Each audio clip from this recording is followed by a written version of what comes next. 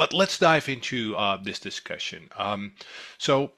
Just to get the audience familiarized with yourself, can you tell us a little bit about yourself and your background, but more specifically, what initially drew you into maritime OSINT? How did you develop your methodology for analyzing open source information in the maritime domain?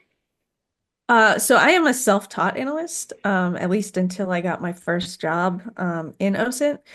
I was going back to school for cybersecurity. I was looking for what what angle to go into because it's such a broad field, and I kind of just stumbled into OSINT. I had never heard of it before, and as a way to teach myself how to do OSINT, we all know you have to practice. You have to do hands-on training, and when you're doing it yourself, you have to come up with ways to to teach yourself. Usually, that's capture the flags and things like that. I as someone with a marketing background, I really fell back on that because it was what I knew.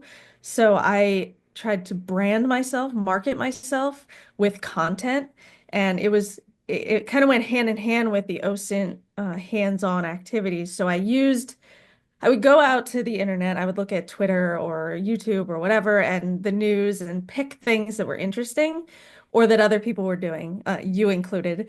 And I would see what you were doing, what I liked about what you were doing, and then I would see if I could recreate it, either the exact same thing or something similar.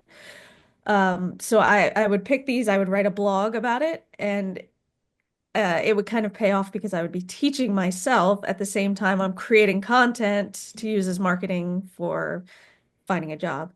And that's how I fell into maritime OSINT because I just stumbled across every weekend I would just go, to Twitter and look up hashtag OSINT and just kind of see overall what people were talking about. And I went back in time and somebody did some sort of blog on pen testing a vessel, like a ship. And I was like, that's pretty cool. And I had not seen anybody talking about ships and OSINT.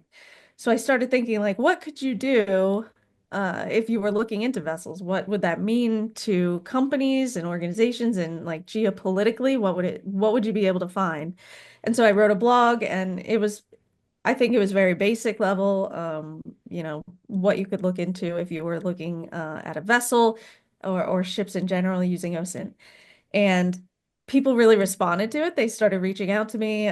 People shared it, and I thought, this is something. Like this is something.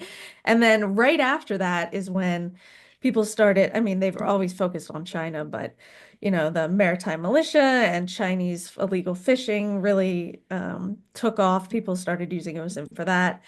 And, Russia invaded Ukraine and the ship got stuck in the Suez Canal. So maritime really started meshing with social media and intelligence, I think, overall. So I feel like right place at the right time.